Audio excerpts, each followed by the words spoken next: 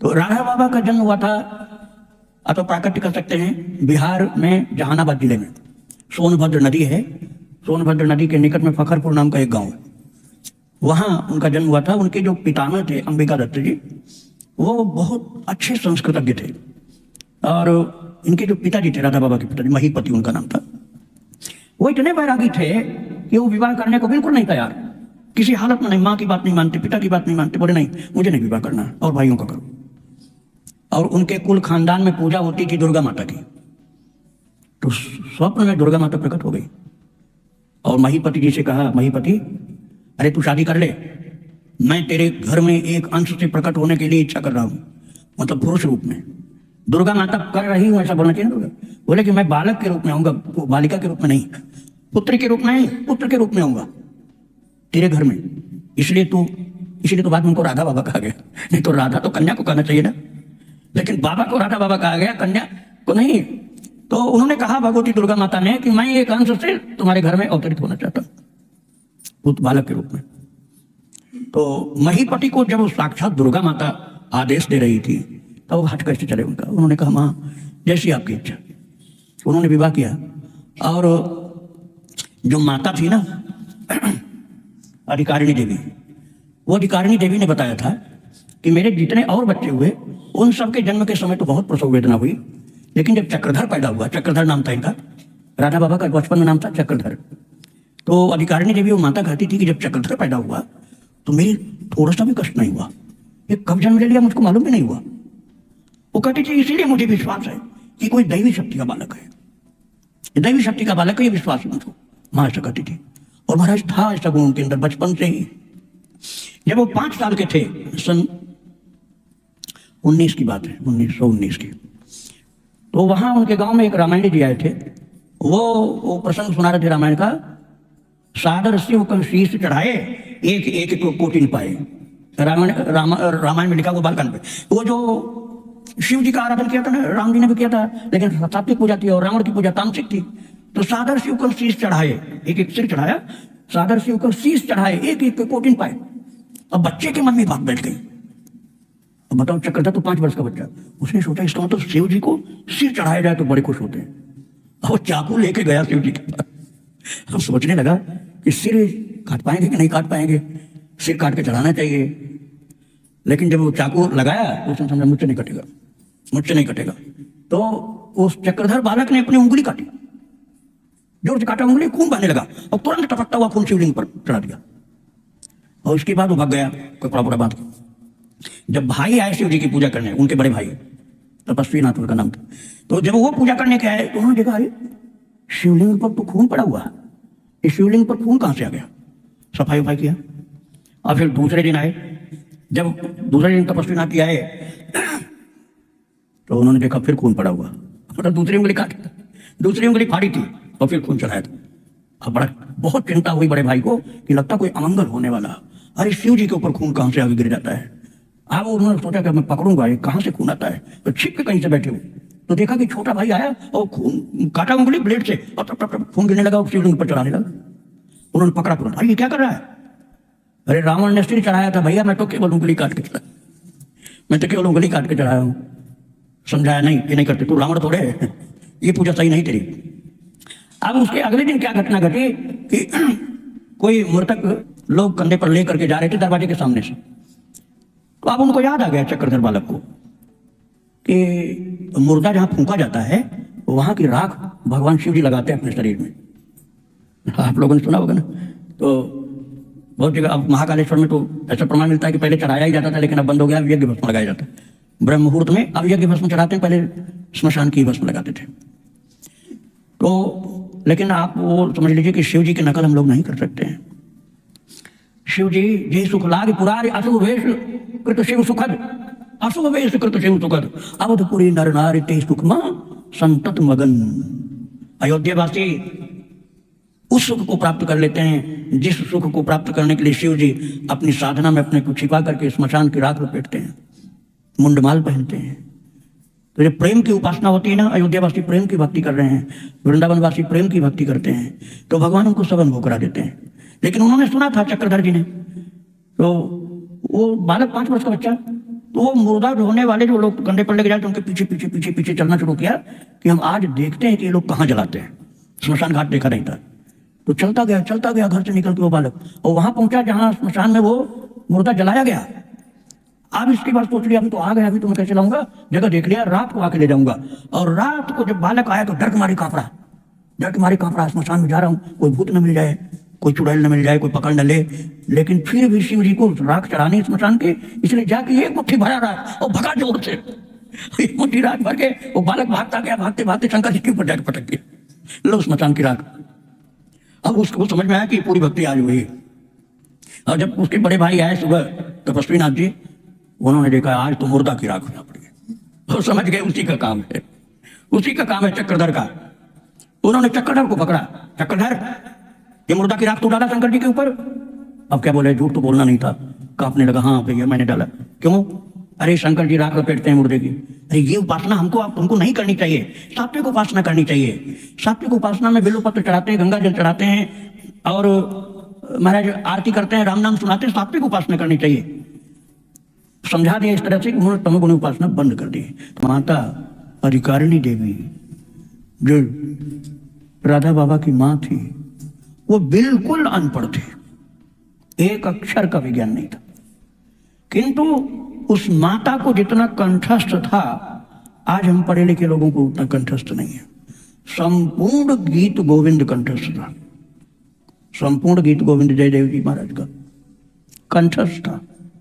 मैं नहीं कह रहा हूं कि बहुत शुद्ध पाठ करती थी माता, लेकिन कंठस्थ था। संस्कृत तो पढ़ी नहीं थी, हिंदी भी नहीं पढ़ी थी, पाठ शुद्ध भले न हो, लेकिन पाठ सुनाती थी भगवान को।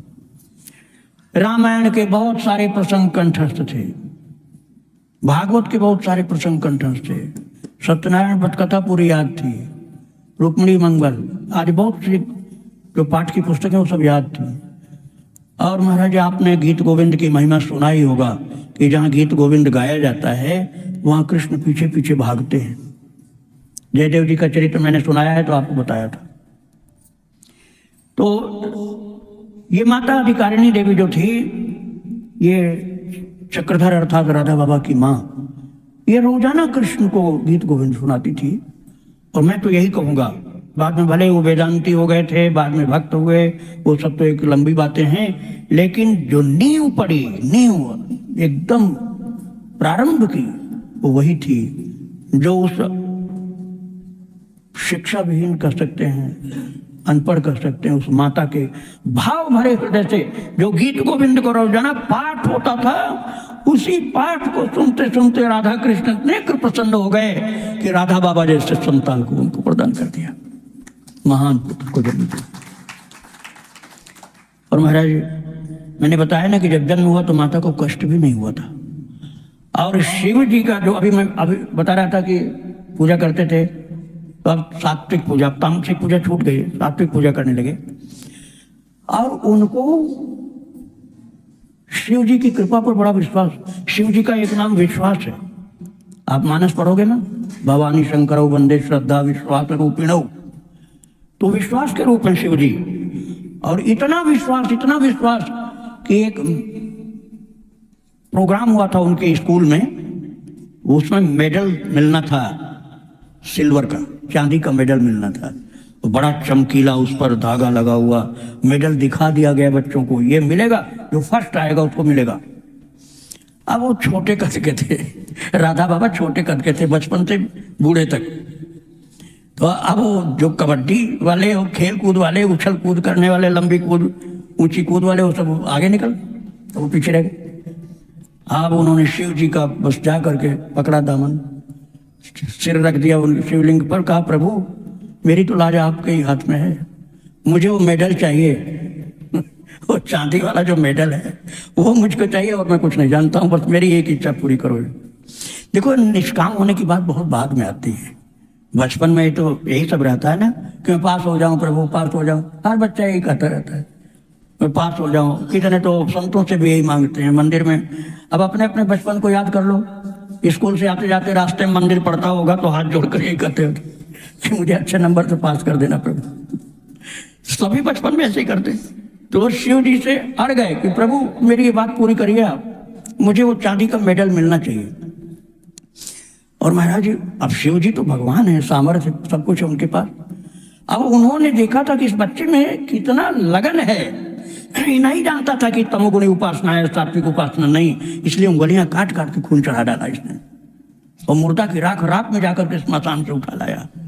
भले ही सात्विक ज्ञान नहीं था इसको, लेकिन जो सुना सत्संग में उसके अनुसार लग गया ये आराधना में, और खतरा मोल लिया, पूजा मेरी किया। शिव जी को पता है। अब जब बहुत ज्यादा रोने लगा वो बालक, शिव जी आज तो हमारी नाक नहीं कटनी चाहिए, मेडल तो मुझे ही मिलना चाहिए। तो उस बच्चे को अंदर आवाज हुई। आप लोगों ने सुना होगा भागवत जी के 10वें स्कंद में है कि ब्रह्मा जी को अंदर आवाज सुनाई पड़ी थी कि चिंता मत करो, मैं उतार लूंगा। ऐसे ही बालक चक्रधर के अंदर आवाज हुई कि तुम गीत गाना, गीत गाने से तुमको वो मेडल मिल जाएगा। एक ही मेडल था वो, जो सबसे ज्यादा नंबर पाएगा उसी को मेडल मिलना है। पूरे स्कूल में एक मिलना था, चांदी वाला। और गीत गाना, वो जानते नहीं थे गीत क्या होता है, उन्होंने म्यूजिक कभी सीखा नहीं। बच्चे को संगीत आता नहीं था, गाना क्या ये भी नहीं पता था, कोई गाना याद भी नहीं किया था। भाग आ गया भाभी के पास अपने, एक गाना उसने रट लिया और फिर आया। इसके बाद कहा शिव जी मुझको तो गाना आता नहीं। और जब उसको खड़ा किया गया, क्या कर, तुम गीत करने को बोल रहे थे? हाँ, जो प्रिंसिपल साहब थे उन्होंने कहा कि क्या सुनाना है? बोले गीत सुनाना है हमको। अरे तुम इतने छोटे कद को सब तुमको देख भी नहीं पाएंगे, तो चलो मेज पर खड़े हो जाओ। मेज पर खड़ा कर दिया, मेज पर खड़ा कर दिया। अब सुनाओ कौन सा गीत गाओगे? हमारे पास तबला भी नहीं, हारमोनियम भी नहीं, ऐसे ही गाना पड़ेगा तुमको। तो बिना तबला हारमोनियम के, बिना ढोलक के, बिना झांझ बजीरा, बिना किसी इंस्ट्रूमेंट के ही तुमको गीत गाना होगा। बोले ये सब हम जानते भी नहीं, हमको गीत गाना। अब आपको आश्चर्य होगा भक्तों, जब चक्रधर जी खड़े हुए हैं, 7 वर्ष के थे उस समय, 7 वर्ष के बालक थे, सन 1921 की बात है। तो वो हाथ जोड़ के शिव जी को याद किए, तो बोले प्रभु अब गीत गाना है, मुझे तो मालूम नहीं कैसे गाया जाता है। महाराज चमत्कार हो गया। वो बालक ने मुंह खोला, देखने के लिए उस बच्चे ने मुंह खोला चक्रधर ने, लेकिन गीत गाया शंकर भगवान ने।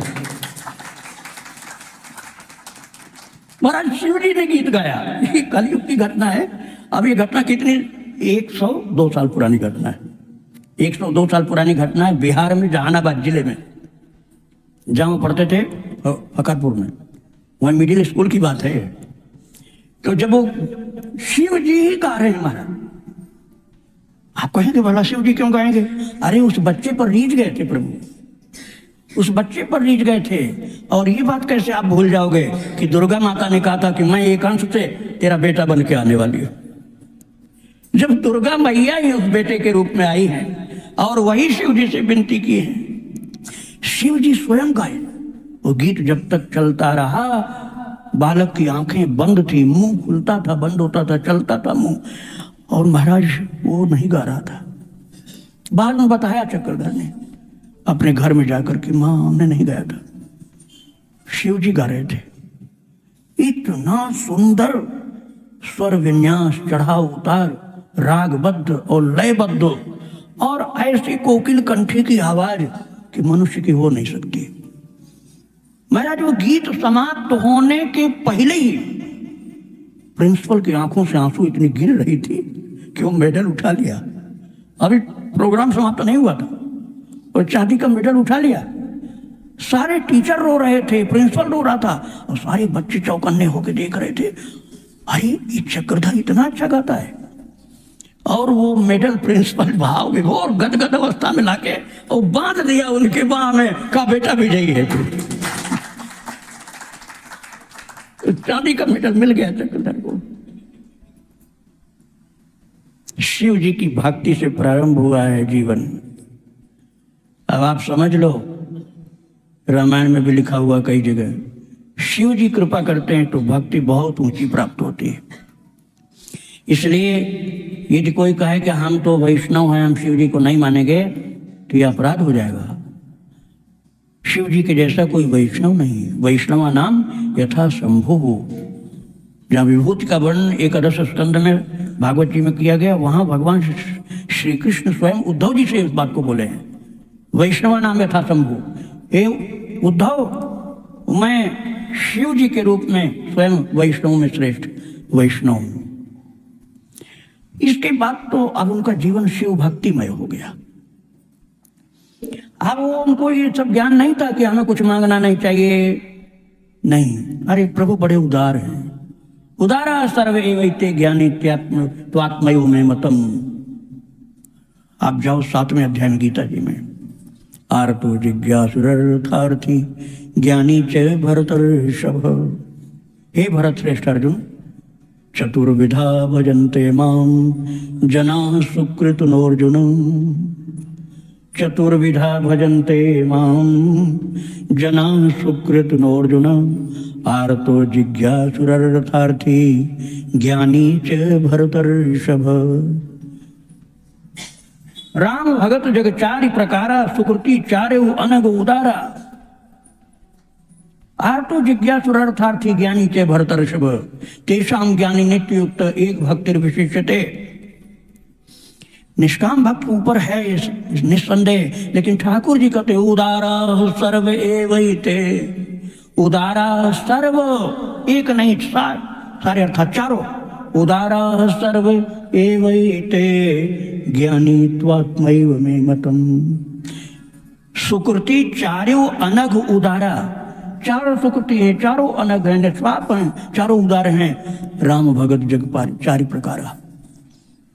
और महाराज उस बच्चे की भोले भाली बुद्धि वाली सच्ची शिव भक्ति इतनी प्रिय लगी भगवान शिव को कि वो बच्चा जो सोचता वही उसको प्रभु दे देते हैं। उसके मन में छोटी छोटी बातें बता रहा हूं। मेला गया माँ के साथ, तो मन में सोच रहा था कि मैया से तो कहूंगा नहीं, पता नहीं इसके पास पैसा हो कि नहीं। शिव जी, मुझे पेंसिल मिटाने वाला रबड़ चाहिए।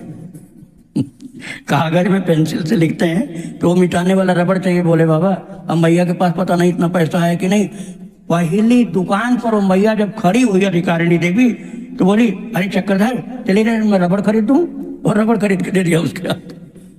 चक्रधर ने समझ लिया कि शिव जी ने इसके अंदर एक प्रेरणा की, एक रबड़ खरीद के दे। और महाराज जो उनके मन में आता था कि मिठाई खानी, भोजन करना, इतना तारतम्य जुड़ा हुआ था शिव जी से चक्रधर का कि वो मन में आई बात और वही मिठाई कोई दोस्त ला के दे देता था। ऐसी अद्भुत शिव भक्ति थी। सत्संग थोड़ा सा मिलता है, कुसंग ज्यादा मिलता है। ऐसा है ना, यदि आप लोग असावधान होंगे तो आपके जीवन में भी यही समस्या है कि सत्संग तो थोड़ा मिलता है, यदि थोड़ा सा भी सावधानी आप नहीं रखो तो कुसंग मिलता है। अब आप उसका उपयोग जैसा करें, जैसे हम इंटरनेट के द्वारा सत्संग प्राप्त करते हैं, भक्ति चरितावली आप सुनते हैं। अब आप ये जो भक्ति चरितावली सुनने के बाद अपना फोन रख दें कहीं सुरक्षित और नहीं कुछ सुनेंगे तो मिसयूज नहीं हुआ।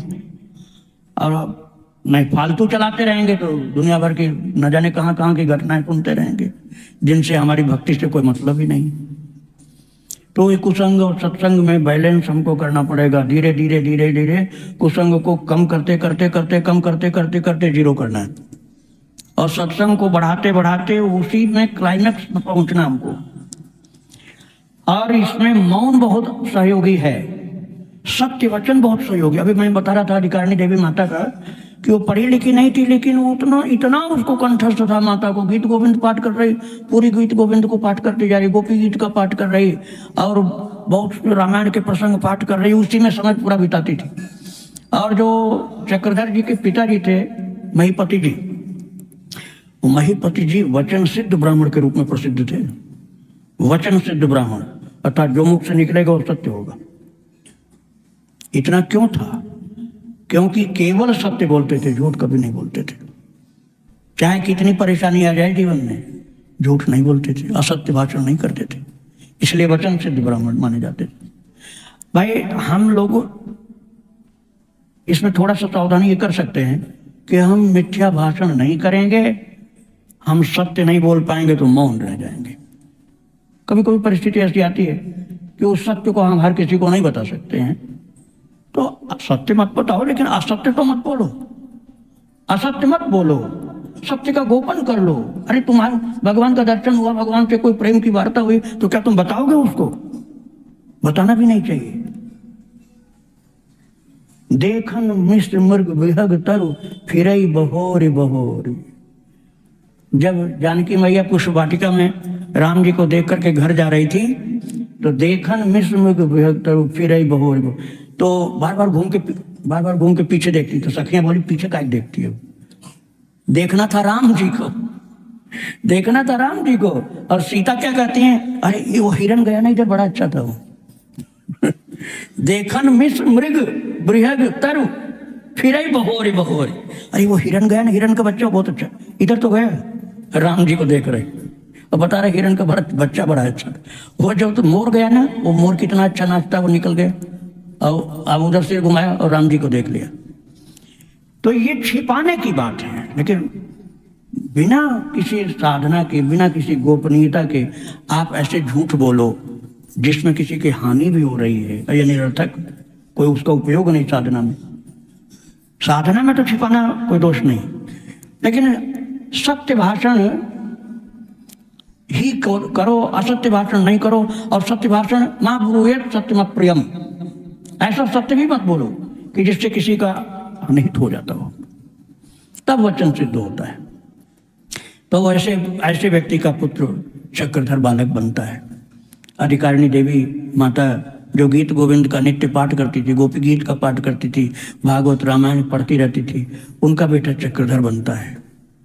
और महाराज शिव जी तो पीछे पड़े रहते हैं उनकी सहायता के लिए। एक बार एक स्कॉलरशिप वाली बात आई थी कि स्कॉलरशिप उसको मिलेगा जिसका सभी सब्जेक्ट में पूर्णांक आएगा। सभी सब्जेक्ट में पूर्णांक आएगा। वो अंग्रेजों के जमाने की बात है, आज के नियम वाली बात नहीं है। सारे सब्जेक्ट में पूर्णांक आए तब मिलेगा स्कॉलरशिप।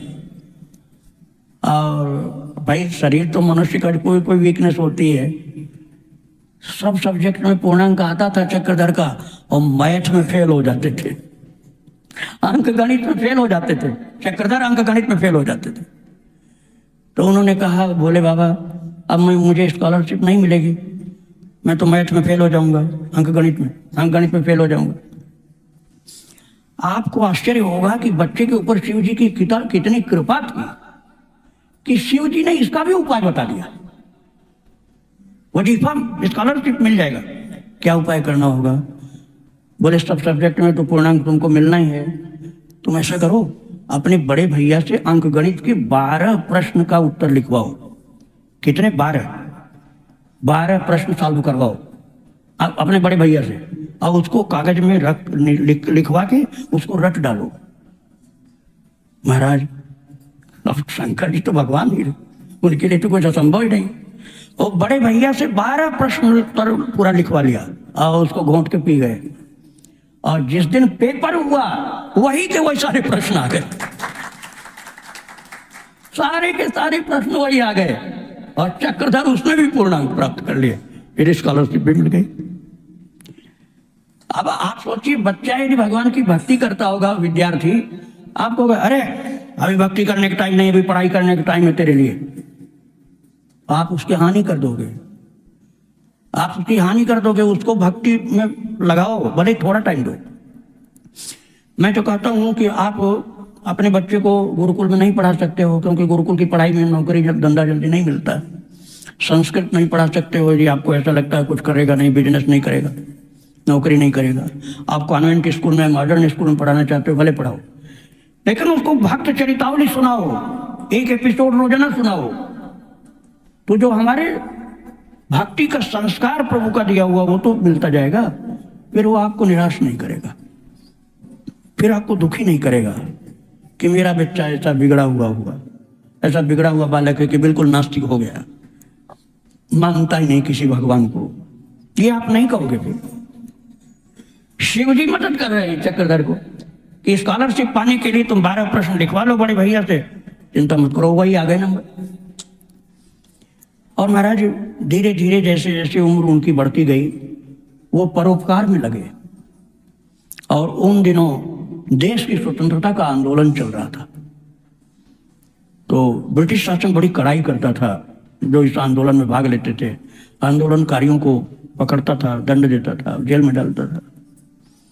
तो उस समय, अब जो पुराने लोग सब जानते हैं, वो प्रिंटिंग प्रेस तो बहुत कम होते थे, साइक्लोस्टाइल होती थी, वो हाथ से चलाने की मशीन बिना इंजन की, उसको घुमाते जाओ और जो पर्चा लिख के डाला उसी की कॉपी होती चली जाएगी, साइक्लोस्टाइल होती। मैंने तो उसके छपे हुए देखे थे, पेपर बनते थे स्कूल में, पेपर जो पहले प्रेस में नहीं छपते थे तो वही बनते थे। तो उन्होंने उस प्रचार के लिए, हमको जो देश के स्वतंत्रता के लिए आंदोलन करना है, उसके पर्चे बनाने के लिए साइकिल वो अपने पास रखे थे, अपने साथियों को मिलाया और एक ऐसे मकान को चुना जहां कोई ना आवे, क्योंकि उसको लोग कहते थे भूत का मकान है, भूत का मकान है, तो इसलिए कोई आता नहीं था उसमें। वो लोग रखते थे और किसी तरह से पता चल गया पुलिस को, पुलिस उस समय ब्रिटिश गवर्नमेंट की होती थी। जब पुलिस को पता चला तो उसके पहले ही एक उनके साथी को भूत दिखलाई पड़ा। उसने आके कहा, अरे चक्रधर, यहाँ तो ताड़ के पेड़ जैसा एक आदमी खड़ा था। तो उन्होंने कहा तो प्रेत है, चलो हम लोगों ने तो उसको कुछ बिगाड़ा नहीं, जो हम लोग खाते हैं वही उसको भी खिलाएंगे। तो अपना जो तो मुरमुरा था, कुछ गुड़ गट्टा लैया ये सब थी, वही सब रख दिया, एक कपड़ा बिछा के कहा, भैया प्रेत जी, हमको मरने का तो कोई डर नहीं, हम मरने के लिए घर से निकले, तो तुम हमको मार के क्या करोगे, हम जो खाते हैं वही तुम भी खा लो। तो बालकों का भाव इतना अच्छा था कि प्रेत फिर शांत हो गया, फिर किसी को परेशान नहीं किया। लेकिन जब पुलिस वाले आए तो सारा वो साइक्लोस्टाइल की मशीन और सारे कागज पत्र सब उन्होंने लपेट करके एक बोरी में भर करके और एक जगह गड्ढे में फेंका कि जिससे पकड़ा न जाए। और जब पुलिस वाले ऊपर चढ़ने लगे तो प्रेत खड़ा हो गया ताड़ के पेड़ के बराबर। तो सारे भागे पुलिस वाले, बोले अब कभी नहीं आना, न मर जाएंगे हम लोग। तो प्रेत ने भी उनकी हेल्प कर दी, प्रेत ने भी हेल्प कर दी उनकी, क्योंकि प्रेत शिव जी ने भेज दिया होगा, शिव जी के पास तो इन सब की कमी नहीं। तो उन्होंने कहा होगा जाओ चक्रधर की मदद करो। तो चक्रधर की मदद इस प्रकार से हो गई। और एक दिन गेट पर जहां वो पढ़ते थे, उस गेट पर एक साधु आया। अब पता नहीं साधु को क्या ज्ञान था, कुछ न कुछ विशेष साधु होगा। एक रमल विद्या होती थी, जो विद्या अब लुप्त हो चुकी है, कहीं किसी को मालूम हो तो अलग बात है, लेकिन सामान्यतः लुप्त है। उसमें भविष्य की बातें, ज्योतिष वाली विद्या वो नहीं है। तो वो साधु चक्रधर से गेट पर खड़ा होकर बोला कि मुझे कुछ भिक्षा दे दो। तो चक्रधर ने कहा, मेरी जेब में कितने पैसे हैं तुम ये बता दो तो मैं दे दूंगा पूरा का पूरा। तो उसने कुछ अपने हाथ पर कुछ गणित किया और बोला, इतने रुपए, इतने आने, इतने पैसे, इतने हैं। महाराज बिल्कुल उतना का उतना ही था। और चक्रधर ने लोभ लालच नहीं किया, सब का सब दे दिया। और इसके बाद उसने कहा, इस सन की, इस महीने की, इस तारीख को तुम्हारे जीवन का सारा कष्ट खत्म हो जाएगा। और बाद में राधा बाबा बताते थे कि उस रमल विद्या के साधु ने जो कहा था, वो मेरा वो डेट था जिस दिन मैंने संन्यास लिया था, और संन्यास लेते ही सारे दुख मिट गए, भगवान से तार जुड़ गया, संसार से अलग हो गए। संन्यास लेने का मतलब संसार से अलग हो गए। वो बताते हैं उस जिस डेट को उसने बताया था वही दिन था मेरा संन्यास का दिन। संत का दर्शन, शिव जी का दर्शन, दुर्गा माता ने कहा अंश रूप से मैं तेरे घर आऊंगी।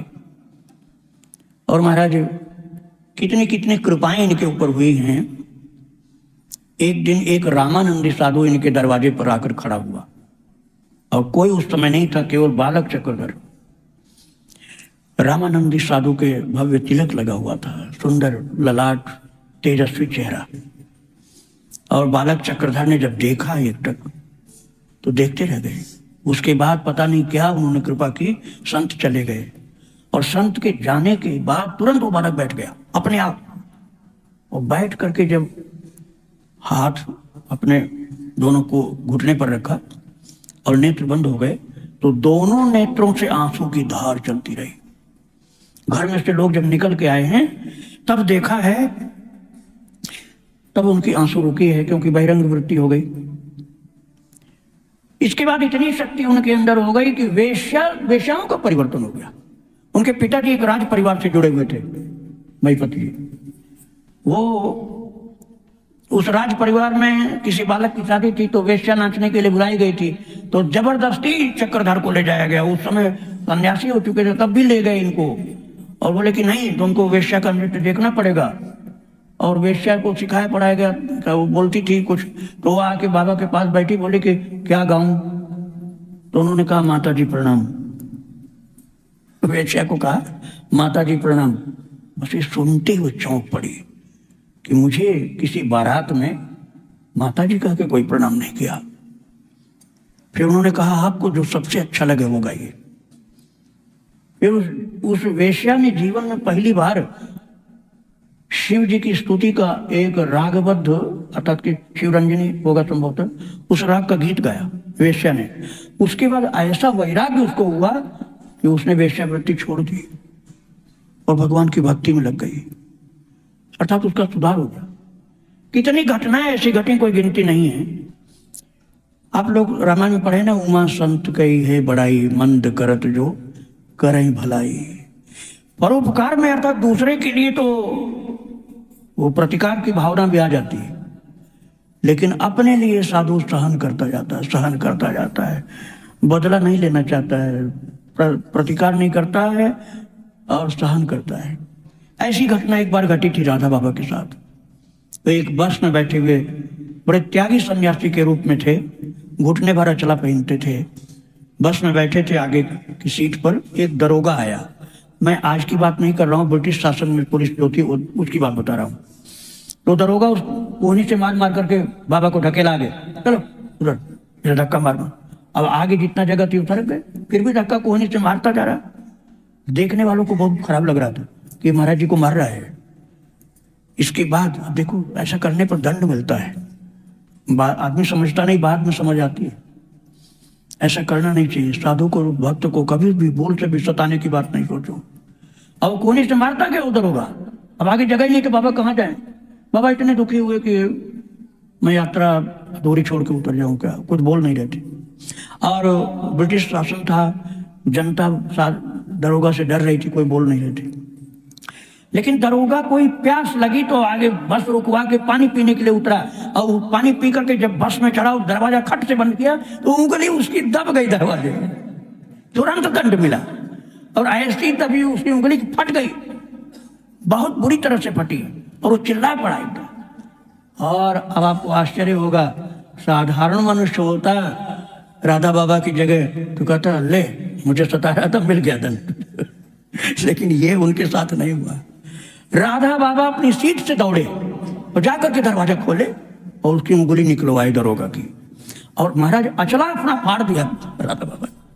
राधा बाबा ने अपना नया अचला फाड़ करके सीट से निकाली और पट्टी बना करके दरोगा के उंगली पर, फटी उंगली पर वो बांध दिया पट्टी अपने अचले की, और कमंडल से पानी निकाल करके उसको धो करके खून को साफ कर दिया, और फिर हाथ पकड़ करके ले आए, सीट पर बैठाए। ये कौन कर रहा है? जिसको कोहनी मार रहे थे दरोगा साहब। दरोगा साहब अभी 2-4 मिनट पहले जिसको कोहनी मार रहे थे, वही साधु राधा बाबा इस तरह से अपने अचले को फाड़ करके पट्टी बांधे, उसका खून धोए कमंडल के जल से, और हाथ पकड़ के सीट पर बैठाए। तो बोले अभी ठीक हो जाएगा, आप घबराइए नहीं। इतना परिवर्तन हुआ उसके अंदर कि वो माफी मांगने लगा, और दरोगा माफी मांगने लगा, बाबा मैंने तो आपको सताया था और आप मेरी सेवा कर रहे हैं। बोले कोई बात नहीं, कोई बात नहीं, अभी तुम ठीक हो जाओगे, आगे तो बस से उतरना ही था। तो मैं आपको एक संत का कैसा स्वरूप होता है ये बता रहा था आपको। जो बड़े अध्ययनशील थे, बहुत अध्ययनशील थे राधा बाबा, और देश वो संप्रदाय की निष्ठा भी कुछ होती है ना, तो उस निष्ठा के अनुसार वो उसी अद्वैत वेदांत के अध्ययन में ही लगे थे। ब्रह्म सत्यम जगन मिथ्या जीवो ब्रह्मयो नापन। तो महाराज वो उनके दिमाग में बसा हुआ था, इसलिए वो उसके अलावा दूसरी बात सोचते ही नहीं थे। और एक बार कलकत्ता में गोविंद भवन, जो गीता प्रेस का कार्यालय अब भी है, वहाँ के विषय में किसी ने बताया कि स्वामी राम सुखदास जी का वहाँ प्रवचन होता है हर संडे को, रविवार को। तो उन्होंने राम सुखदास जी का नाम सुना था, तो पहुँच गए राधा बाबा, और वहाँ सबसे पीछे वो बैठे थे। कपड़े एकदम ऐसे साधारण से थे, घुटने भर कर अचला था, ऊपर एक अंगोछा सा और रखे थे, कोई श्रृंगार तो था नहीं, कोई बताते भी नहीं थे, सबसे पीछे बैठे। उसी समय एक सेठानी आई, राम सुखदास जी का प्रवचन सुनने एक सेठानी आई कलकत्ता की, उसके साथ बहुत आदमी थे। और जो वहाँ दरबान था, गेट वाला प्रहरी, उसने देखा सेठानी आई है तो वो समझा राधा बाबा को भिखारी, राधा बाबा को भिखारी समझा, मारा धक्का जोर से। वो बाबा दुबले पतले थे, छोटे कटके थे, कमजोर शरीर था, कोई पहलवान तो थे नहीं। जब दरबान जो था ना, वो द्वारपाल, उसने धक्का मारा तो बाबा रोड पर गिर गए। और जहाँ पर बैठे थे राम सुखदास जी महाराज, जहाँ बैठ के प्रवचन कर रहे थे, वहां से उन्होंने देख लिया कि एक सन्यासी को ये द्वारपाल मार करके गिरा दिया। सेठानी को अंदर लाने के लिए, रास्ता बनाने के लिए धक्का मार के साधु को गिरा दिया, भिखारी समझ के गिराया धक्का मार के। भिखारी को भी, भिखारी के लिए भी ऐसा नहीं करना चाहिए भाई। प्रार्थना करके हाथ जोड़ के कहना चाहिए कि माता जी को जाने के लिए थोड़ी जगह दे दो, तो वो सभ्यता की बात है। ऐसे धक्का मार के गिराना थोड़े चाहिए। तो महाराज राम सुखदास जी प्रवचन छोड़ करके स्टेज पर से आए, वो खुद प्रवचन कर रहे थे। राम सुखदास जी प्रवचन छोड़ करके आए और आ करके सड़क पर जहां राधा बाबा गिर गए थे, उनका हाथ पकड़ के उठाया और सेठानी को और द्वारपाल की ओर देखा थोड़ी कड़ी निगाह से कि तुम लोगों ने सन्यासी को धक्का मार के गिरा दिया। फिर वो लोग माफी मांगने लगे, महाराज जी हम लोग जान नहीं पाए कि संत हैं। अरे भाई, संत नहीं जान पाए तो मनुष्य तो हैं, इतना तो समझो। फिर हाथ पकड़ के राम सुखदास जी महाराज राधा बाबा को स्वयं स्टेज पर ले गए और अपने बगल में बैठाए, और उसी दिन से राम सुखदास जी और राधा बाबा की मित्रता हो गई कलकत्ता में इस प्रकार। और फिर सत्संग होता था, रोजाना सत्संग होता था। राधा बाबा बहुत विद्वान पुरुष थे, बहुत विद्वान। राम सुखदास जी अनुभवी थे, गीता के प्रेमी थे, भक्त भी थे, लेकिन शब्दों का ज्ञान राधा बाबा के पास ज्यादा था। इसलिए राम सुखदास जी उनके सम्मुख टिक नहीं पा रहे थे। वो कहते थे देखो, मैं यही मानता हूं कि जो ब्रह्म है वही कृष्ण है। मैं सीधी बात में समझा रहा हूं आपको, जिससे आप थोड़ा समझ सकें। वो राम सुखदास जी कहते थे जो ब्रह्म है निर्गुण निराकार वही कृष्ण है, मेरी ये मान्यता है। तो राधा बाबा बोले आपकी मान्यता है ना, आपकी मान्यता ही सत्य होगी, ये कोई प्रमाण नहीं है। आपकी मान्यता आपके लिए, हम कैसे सत्य मान लें। तो उन्होंने, अब थोड़ा आप एकाग्र मन रखोगे तभी समझ में आएगी बातें। तो उन्होंने तत्व विवेचनी जयदयाल गोयंदका की लिखी हुई कई भाग में है, गीता प्रेस में मिलती। और तत्व विवेचनी जो तत्व चिंतामणि, तत्व विवेचनी तो टीका है गीता जी की, और तत्व चिंतामणि छोटी छोटी पतली पुस्तकें हैं। तत्व चिंतामणि जयदयाल गोयंदका की लिखी, वो ला करके राम सुखदास जी ने दिया। बोले सेठ जी हम कहते हैं जयदयाल गोयंदका जी को, ये आप पढ़िए। तो उसमें तो अद्वैत वेदांत की बातें थी, लेकिन फिर भी कृष्ण भक्ति की बात थी साथ साथ। बोले अच्छा ये कहाँ रहते हैं, तो बड़ा सुंदर इनका ज्ञान है। बोले ये बांकुड़ा में रहते हैं। तो राधा बाबा ने पूछा है बांकुड़ा कहाँ है? तो राम सुखदास जी ने कहा बांकुड़ा बंगाल में ही है। बोले हमको जाना है, वहाँ पहुंचा दीजिए। टिकट बनवा दिया और पहुंच गए। और वहाँ जब जयदयाल गोयंदका जी से मिले तो बहुत प्रसन्न हुए। फिर अब आप बहुत सावधानी से सुनना, कितने महान थे जयदयाल गोयंदका। जयदयाल गोयंदका जी ने गीता प्रेस की स्थापना की थी, बाद में पोद्दार जी महाराज ने उसका सब कुछ कार्य संभाला था। तो जयदयाल गोयंदका जी महाराज थे तो अद्वैत वेदांती, लेकिन एक उनकी अद्भुत विशेषता थी कि राम भक्ति में सिद्ध थे। वो राम भक्ति में सिद्ध थे, राम नाम सिद्ध था। और 15 दिन शास्त्रार्थ हुआ, स्टेज पर नहीं, स्टेज पर नहीं, कमरे में। किसका? राधा बाबा का और जयदयाल गोयंदका, जिनको सेठ जी कहा जाता था। उनको राम सुखदास जी बहुत मानते थे। दोनों लोगों का शास्त्रार्थ चलता रहता था। वो कहते थे राधा बाबा नहीं, भगवान तो केवल निर्गुण निराकार होता, भगवान सगुण साकार तो माया का हो गया, सगुण साकार तो माया का हो गया, माया का ईश्वर जो होगा हम उसका भजन क्यों करें। अब बहुत मानोगे तो हम चित्त शुद्धि का साधन मान सकते हैं, लक्ष्य नहीं मान सकते। अब कोई भाई अद्वैत वेदांती लोग नाराज मत होना, मैं उन संतों की बात सुना रहा हूँ आपको। इसमें मेरी ओर से कोई आग्रह नहीं है जो मैं सुना रहा हूँ आपको। तो महाराज सब सुनते थे, 15 दिन हो गए थे, थक गए। जयदयाल गोयंदका जी राधा बाबा के तर्कों के सम्मुख थक गए। वो मन में सोच लिया कि इनके तर्कों के सामने हम जवाब नहीं दे पाएंगे, तो अपनी सिद्धि का प्रयोग किया है उस महापुरुष ने। कंक्लूजन की ओर हम चल रहे हैं, इसलिए घड़ी देखने लगे। तो सिद्धि का प्रयोग किया है। क्या सिद्धि थी? जयदयाल गोयंदका, जिनको सेठ जी कहा जाता है, जो गीता प्रेस के संस्थापक थे, उनकी सिद्धि क्या थी? अब आप सुनिए। हार गए मन ही मन राधा बाबा के शास्त्रार्थ में। 15वां दिन था शास्त्रार्थ का। कमरे में होता था, सार्वजनिक शास्त्रार्थ नहीं था वो, आपस में दो ही लोग थे। तब उन्होंने सोचा कि राम जी, आज तुम इस निर्गुण निराकारवादी साधु के मन में अपना रूप दिखाओ। और ये बोल करके, सिद्धि की बात समझिए उनकी, ये बोल करके जो चादर ओढ़े थे बाबा, ये सेठ जी जयदयाल गोयंदका जी जो चादर ओढ़े थे, उस चादर का एक छोर राधा बाबा के शरीर को स्पर्श करा दिया। धन्य धन्य महाराज संत का वस्त्र, संत के वस्त्र में भी संत का तेज होता है। उन्होंने जयदयाल गोयंदका जी ने जानबूझ करके अपने चादर का छोर राधा बाबा के शरीर पर रख दिया, अब बस बोले कुछ नहीं, तुरंत बिल्कुल सुंदर भगवान चतुर्भुज नारायण की छवि सम्मुख प्रकट हो गई। और राधा बाबा हैरान, मैंने तो ध्यान लगाया नहीं, मैंने तो कोई पाठ पूजा भी नहीं किया, इतना सुंदर छवि, इतनी सुंदर छवि, चतुर्भुज नारायण भगवान विष्णु, ये कहां से मेरे सम्मुख खड़े हो गए। अब चौंकने लगे, अंतःकरण में भी अंदर विराजमान, आंखों के सम्मुख भी वही विराजमान चतुर्भुज नारायण। अब जयदयाल गोयंदका जी सोच रहे थे कि अब काम बन जाएगा, अब बाबा मान लेगा कि भगवान सगुण साकार होते हैं। लेकिन राधा बाबा बड़े पक्के थे अपने पक्ष के, वो सोचने लगे लगता है कोई सिद्धि का प्रयोग मेरे ऊपर किया गया, मेरे ऊपर कोई सिद्धि का प्रयोग किया गया, ये क्या हो रहा मेरे अंदर बाहर विष्णु भगवान चतुर्भुज।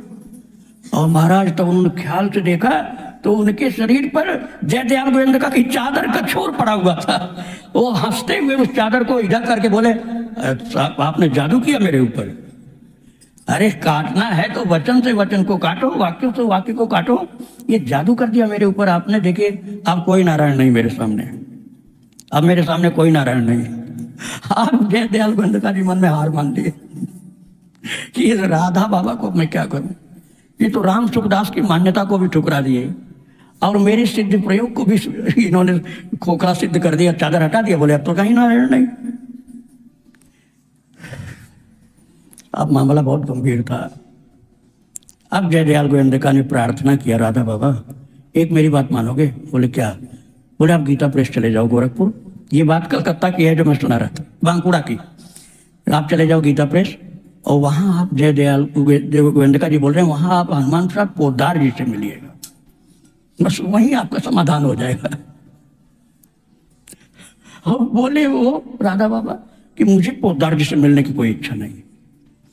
बोले अच्छा चलो कोई बात नहीं, मैं भी आऊंगा, वहीं मिल जाऊंगा गोरखपुर में, आप जाओ। गोरखपुर भेज दिया। अब मैं समापन की तरफ आपको ले चल रहा हूं, बड़ा अद्भुत प्रसंग है।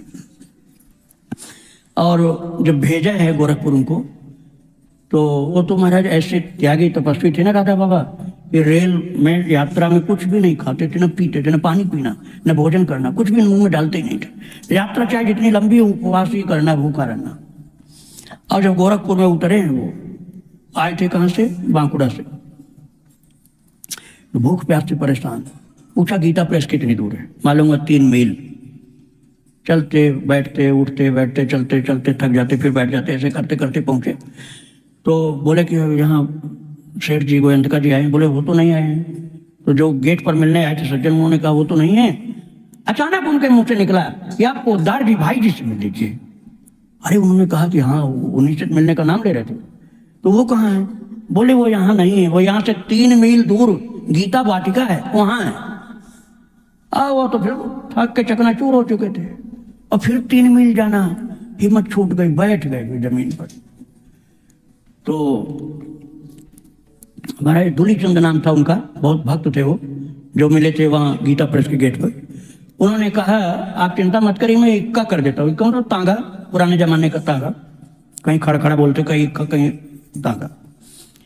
तो उनका नियम था, कोई जीवधारी सवारी पर नहीं बैठते थे, लेकिन ऐसी मजबूरी आ गई कि वो भाई जी के पास पहुंचना है तो बैठना ही पड़ेगा, तांगे चलने लायक हालत नहीं थी। अब बैठ गए, और वहां जब पहुंचे हैं शाम हो गई थी। तो घनश्याम दास जालान जो प्रकाशक और मुद्रक थे, उनका नाम आप लोगों ने कल्याण देखा होगा, वो बहुत भक्त थे। वो द्वार पर आए। गीता वाटिका उस समय जंगल था, उस समय गीता वाटिका जंगल, गेट के पास एक मकान था बस, और पूरा जंगल, फूल पौधे, फल, यही सब था। तो उनके द्वारा खबर भेजा कि मैं भाई जी से मिलना चाहता हूँ। तो उस समय वहां पर शांतनु बिहारी द्विवेदी की भागवत कथा चल रही थी। आपको मैं सुना चुका हूँ शांतनु बिहारी द्विवेदी कौन थे? अखंड। उस समय नवयुवक पंडित जी थे वो अखंडानंद जी उस समय नहीं थे, उस समय नवयुवक पंडित जी थे शांतनु बिहारी द्विवेदी। उनकी भागवत कथा चल रही थी और रात दिन अखंड कीर्तन 3 महीने से चल रहा था। और जब बताया घनश्याम दास जालान ने जा करके भाई जी से कि एक दुबले पतले सन्यासी आए हैं, आपसे मिलना चाहते हैं। बहुत बड़ी घटना घटने जा रही वक्त में स्वयं चले हैं, उन्होंने किसी को भेजा नहीं कि ले आओ, स्वयं महाविभूति श्री हनुमान प्रसाद पोद्दार जी महाराज चले, गेट पर गए और जो दुबला पतला सन्यासी आए थे राधा बाबा, उनके दोनों चरणों को झुक करके भाई जी पोद्दार जी ने स्पर्श किया और उसके बाद उठकर खड़े हुए, हाथ जोड़े और एकटक उनके मुख की ओर देखते रहे 3-4 मिनट। और उसके बाद राधा बाबा बताते हैं कि जो 15 दिन से शास्त्रार्थ हमारा जयदयाल गोविंदका से हो रहा था, उस 15 दिन के परिश्रम से भी जो कार्य नहीं हुआ, वो भाई जी श्री हनुमान प्रसाद पोद्दार ने 1 सेकंड में कार्य कर दिया। और उनका कहना है श्री राधा बाबा का कि भाई जी ने अपने कर कमल से मेरे चरणों को स्पर्श करके रसराज श्री कृष्ण को मुझ में प्रतिष्ठित कर दिया जीवन भर के लिए। रसराज श्री कृष्ण को मुझ में जीवन भर के लिए प्रतिष्ठित कर दिया। और फिर कहते हैं राधा बाबा कि घड़ा गया था समुद्र के पास, घड़ा तो गया था समुद्र के पास, लेकिन घड़ा झुकने को नहीं तैयार था। घड़ा झुकने को नहीं तैयार था, लेकिन समुद्र इतना उदार था कि समुद्र खुद झुक गया और घड़े को ऐसा भर दिया कि बाहर से कुछ आने लायक अब नहीं रहा। और महाराज ये भी उन्होंने कहा है राधा बाबा ने कि यद्यपि कृष्ण और राधा एक ही हैं, लेकिन राधा रानी महाभाव स्वरूपा हैं और इस परम उदारदानी भाई जी हनुमान प्रसाद पोद्दार ने अपने जीवन की संपूर्ण निधि को महाभाव के रूप में मुझे दान में दे दिया और मैं सदा के लिए अयाचक हो गया और ऐसा भर दिया कि मेरा पूरा जीवन महाभाव का स्वरूप हो गया और रसराज कृष्ण का स्वरूप हो गया। मुझे उन्होंने ऐसा सच्चा पूर्ण भक्त बना दिया कि मेरे अंदर न कोई शंका रही, न कोई तर्क रहा, न कोई शास्त्रार्थ का आधार रह गया और न मैं कुछ किसी प्रकार का आग्रह करने लायक रहा। मैं जो हो गया वो कृष्ण और राधा का साक्षात स्वरूप बना दिया उन्होंने। वृंदावन बिहारी लाल राधा रानी की